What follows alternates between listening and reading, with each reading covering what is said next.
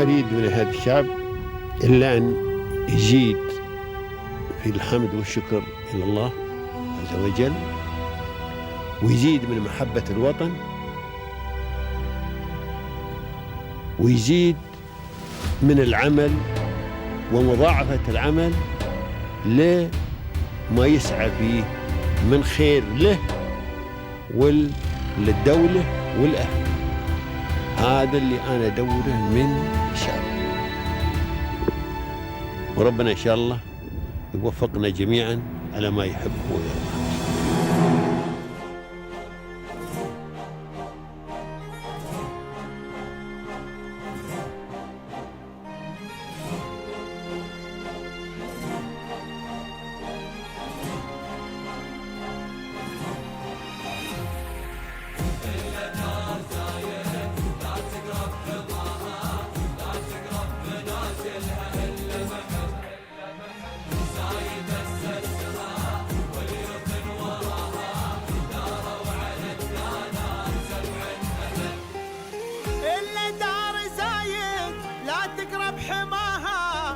تقرب منازلها إلا محب زايد أسسها واليوث وراها داروا على الدانات 7 أبد.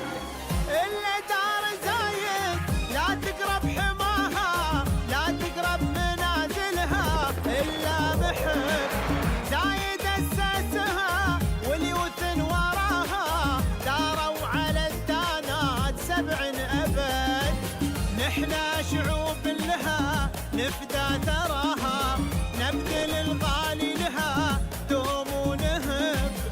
نحنا شعوب لها نفدى ثراها نبذل الغالي لها دوم ونهب.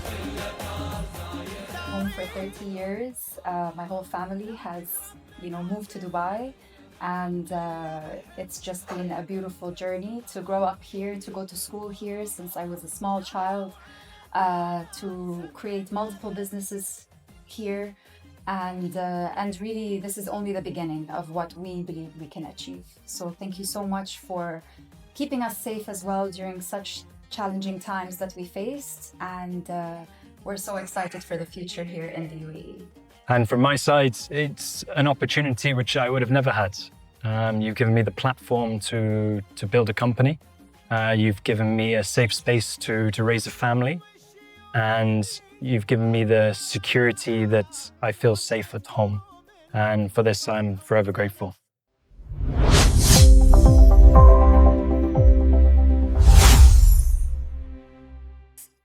Hello everyone, and welcome back to a new episode of Pairs of Union, the program that highlights the success story at the heart of the UAE. Imagine every summer families head to the beach, the pool and the water, and in those moments, knowing what to do can mean the difference between life and death. And today, we sit with the 2 co-founders who have made it their missions to make sure people know exactly what to do. Let's welcome with me the co-founder and the managing director, Mr. Luke Cunningham, and co-founder and director, Miss Lara Ghanem of Blue Guard Middle East. Welcome to Pairs of Union, Mr. Luke and Miss Lara. Thank you Thank so you. much. It's a pleasure to be here. Thank you. It's a pleasure of having both of you with us today. If you could please start with introducing yourself, your professional, even your personal as well, journey. Sure. So I've lived here in Dubai for 30 years. My family came here a very long time ago when I was small. بيا من لبنان وأمي من فنلندا. So I definitely have a huge connection to my Arab roots. Dubai for me is home. And actually my background is in media communications because that's actually the business, my family business that's here in Dubai. So I did that for around the best part of 15 years before I met Luke, and even the first few years after I met Luke. Back in 2017, I believe, is when we first met. And we first met, that's when we got married, because Luke is not only my co-founder, but he's also my husband. Your partner in life. My partner in life, exactly. So really, we got married in 2017, and a few months later, Blue Guard was established. And really, you could say Blue Guard is like our first child. Okay, that's nice to hear. And Mr. Luke, if you could please introduce yourself to us. Yeah, sure. So my journey into kind of water safety started when I was very young, actually from about the age of 5 years old. The area where I grew up in the United Kingdom is a small area called South Devon. It's right on the coast. So I was very fortunate to have access to the beach from a very young age. As part of a community, you get involved with what we call the Surf Life Saving Club, and you do something called nippers, which is from a young age, from about the age of 4 and 5, they teach you basic lifeguarding and water safety skills. This is all in the open water in the ocean, and you kind of work your way up through the years, and eventually you become a beach lifeguard. So for the best part of 20 years, that's where I was, that's what I did. And I was very fortunate in 2010 to have an opportunity to move to the UAE. And I was part of the opening team of an amazing place in Al Ain called Wadi Adventure. And I was part of the opening team to come and do the lifeguard training, the water safety side of things. And that was really my first introduction to water safety in the region. Fast forward to 2017, over the years, I stayed within the industry. And gradually over the years, we identified some gaps in the market and opportunities to really improve training standards and awareness around water safety. And yeah, in 2017, that's where we started Blue Guard. Along the same time, the Abu Dhabi government and the Dubai municipalities as well, they put together some great guidelines, which kind of set the foundations for us to build on to improve water safety standards here in the region. So whose idea was it first? So I think it was probably my idea, but Lara definitely gave me the confidence to move forward and to do it. I think that's my entrepreneurial spirit here in the region. You know, really in Dubai, anything is possible. And he just had this incredible idea. And, you know, for a couple of years, we would talk about it and, you know, visualize it and, you know, put it into motion just between us, and no action was taken. So finally, in 2017, we said this is definitely the right direction for us. So for Mr. Luke as well, it's more about passion, something like you grow up like going to the beach and stuff. And for Miss Lara, it was like more in the marketing side. She was helping you to grow. Yes, exactly. So yeah, we complement each other really well on that. And the initial journey, obviously, where we are now is completely different to where we started in 2017. There it was brand new. There was only a couple of other kind of companies doing what we were doing. And, you know, you start off where I was in the classroom every day teaching the lifeguards. Give an example? Yeah, we can give it. I have a funny story actually about the first course that I ran. So as a business, when you get your first clients and you're running your first course, you're very excited. You know, this is it. You know, your idea is working. And I had a security company at the time who I had 10 lifeguards from their company who came along for the training. All of them had existing lifeguard licenses, and all of them had been working in the UAE for the last 6 years as lifeguards. So it's kind of like the perfect people. They've got experience, they're coming along on the course.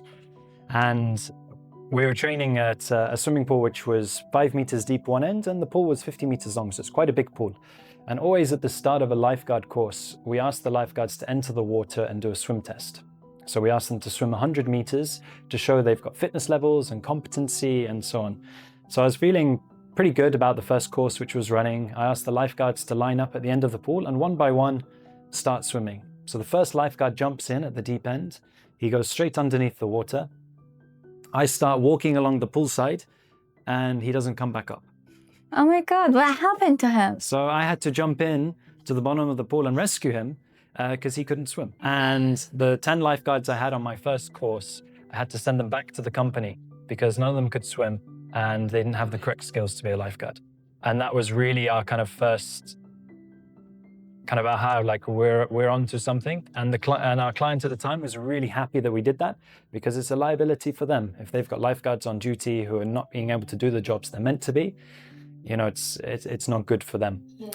So that kind of started our, what's the word I'm looking for? our reputation in the market. We started to really change quality standards and really introduce British standards into the market, which really we didn't see existing at that time. So there was a difference between the lifeguard like standards here and comparing to the UK. Correct. There was a huge. Is it stricter in the UK? I think it's more developed. Okay.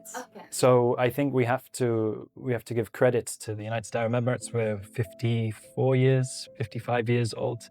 You know, water safety in the UK, Australia, America, it's hundreds of years of development. And now the standards and guidelines which are in place are some of the best in the world in the United Arab Emirates. So, you know, they've really worked towards that. What we bought was a fresh, new face, fresh ideas, and I think just some excitement in the space, whereas people just did a bit of training, got a certificate, and off you go and be a lifeguard.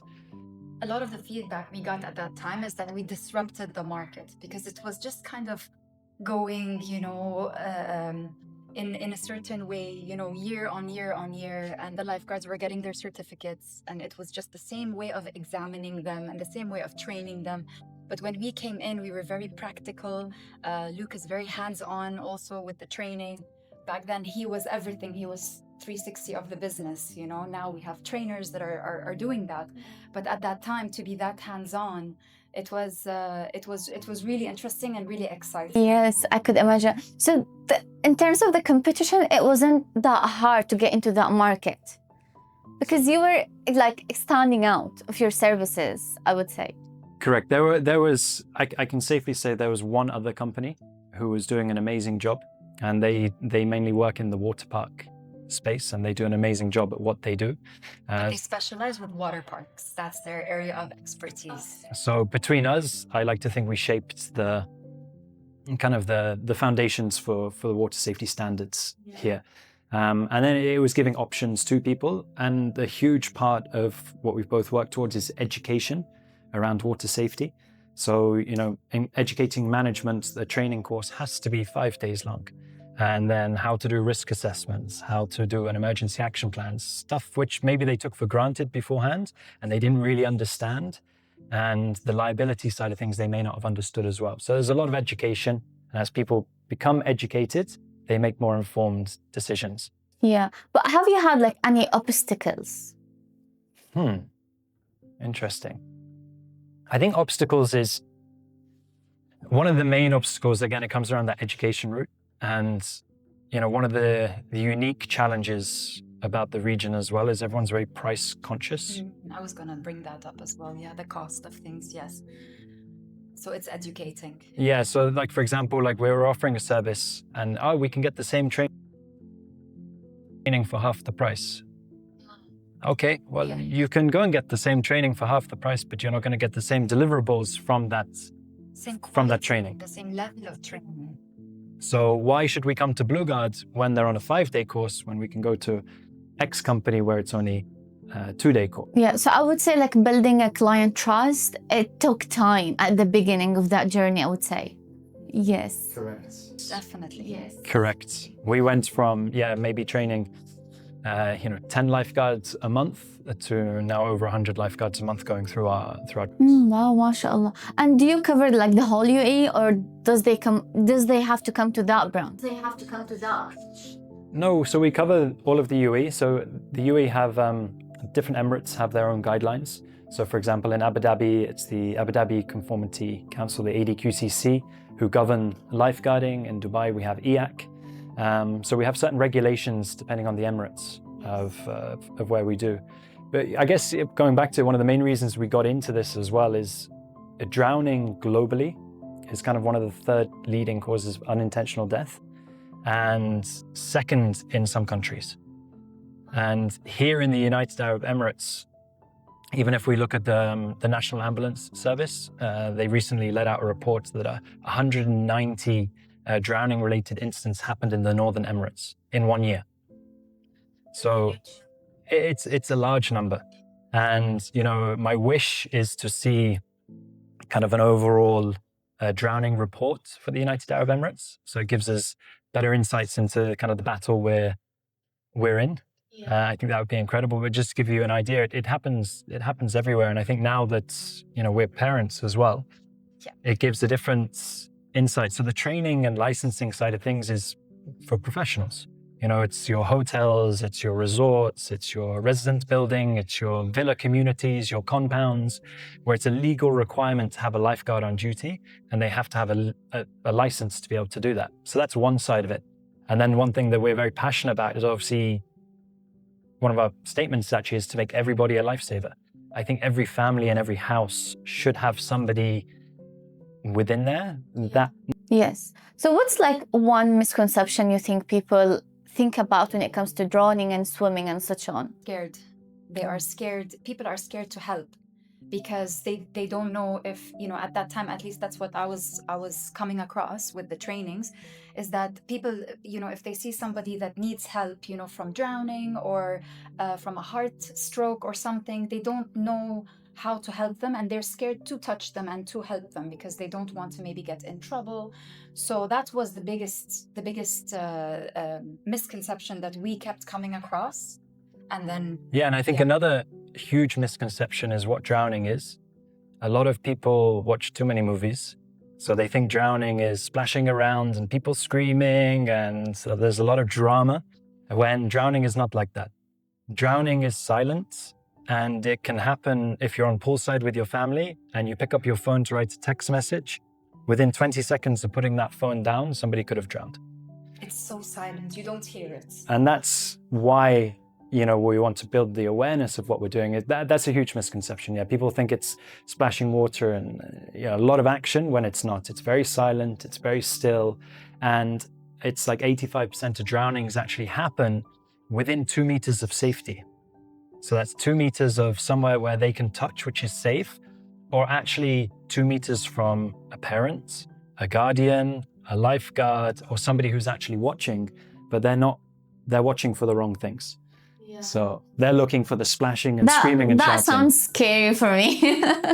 Especially like if someone has like a phobia towards like the water, it scares them out. Especially I always say the sea is even more scarier comparing to the pool. Yeah. Yeah, I think if we look at the ocean deserves a lot of respect. All water deserves respect. And I think that's one of the key messages we want to get across to people is that the water is safe. And it's just doing some basic online courses or coming to one of our awareness sessions or just doing some reading just to educate yourself. And I think one of the main messages I'd love to get across to people is all drownings are preventable.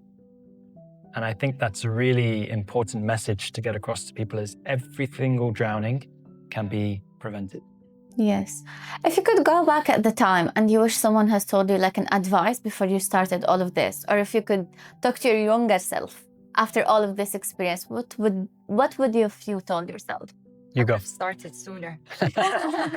I wouldn't have been scared to wait. I would have started sooner, believed in myself, been more confident, because it's really a beautiful journey. And with a lot of ups and downs. It's not perfect, running a business, but you learn. And I would say that it's been the most incredible time in our life to have this business and to have this impact in the region. And I wish we would have believed in ourselves sooner and started sooner. Starting like later is better than nothing, I would say. Yeah. Exactly. And for you, Mr. Luke, if you could go back at the time and give your younger self an advice. Interesting. Be patient. And definitely be patient. I think we get caught up, especially in the region here, the United Arab Emirates. It's incredible, the speed we move, the way things happen, the drive to get things happening. And with that expectation, we have that everything should be done yesterday. And I think when you get caught up a little bit too much in that, it takes you away from your goal of what you're doing. So definitely just be patient. All things happen for a reason. Yeah. And just, take it easy, enjoy the moments, and and definitely just be patient. Yeah. And where do you see the future for Blue Guard? What's the future plans? We're in them. We're in the future. We're in the future right now, actually. So. And I think that's another I'll call it a gift that which the United Arab Emirates give to us. It allows you to be in the future now. They don't have any restrictions. It's just if you believe in something enough, they give you all of the platform and the opportunities to make it happen. I personally can't thank UAE enough for that. In terms of the future, it's definitely technology, building awareness, making water safety accessible for everybody. So we're in the process of creating an at-home online course for the everyday person to log in and to learn about what they can do at home. Because again, drowning it's not just people think swimming pools, they think in the ocean. But if you've got young children at home, you've got your bathtubs, you've got sinks, you've got showers. Even, unfortunately, there's incidents where babies have been involved with even the bowl which the cats and dogs drink from, the water. So any body of water can open up to a drowning instance. What can we do to safe and just to bring awareness about everything. So definitely technology in forms of the education side of things. And technology also. Yeah, I mean, technology for drowning detection, because this is something now we're underway. It's been 1 year that we've started to develop our own technology in-house that can help lifeguards detect if there is an incident underwater. So how it works is if anything is submerged underwater, our system, our software will detect and send an alarm to the lifeguard saying there's something underwater. Have a look, check. So this is really the future. Yes. AI solutions and technology to help aid in drowning detection. That's like a very interesting idea to hear. I wish you both all the best. And if you could please start with an advice to the young generation who would like to proceed in the same pathway, what would you tell them? Believe in your dreams. Really don't doubt yourself. Have your goal and your objectives and just move forward. That's what I would say. Yeah, I think that moving forward is really important. Movement. Be kind to yourself. I think a lot of the younger generation, there's a lot of unnecessary pressure and there's a lot of expectations. I think just be kind, enjoy the journey, and understand things take time. Yes. It's not going to be an overnight thing. Things develop, and don't think too much about the first couple of years. Think in 5-6 years further down the line, and be kind, be patient, and just enjoy the journey. Exactly. Yes, and if there's a message that you would like to send to the UAE leaders for making UAE home for everybody, what would you tell them? That's a big one. I would say thank you for everything. Thank you for Dubai being my home for 30 years. My whole family has, moved to Dubai, and it's just been a beautiful journey to grow up here, to go to school here since I was a small child, to create multiple businesses here, and really this is only the beginning of what we believe we can achieve. So thank you so much for keeping us safe as well during such challenging times that we faced, and we're so excited for the future here in the UAE. And from my side, it's an opportunity which I would have never had. You've given me the platform to build a company. You've given me a safe space to raise a family. And you've given me the security that I feel safe at home. And for this, I'm forever grateful.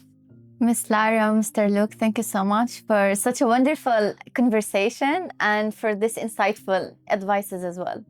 Thank you. It was our pleasure having both of you with us today. Thank you so much. Thank you so much. And to everyone watching us, every pearl has a story. And next week, we have another pearl waiting for us. Stay tuned for another episode of Peers of Union.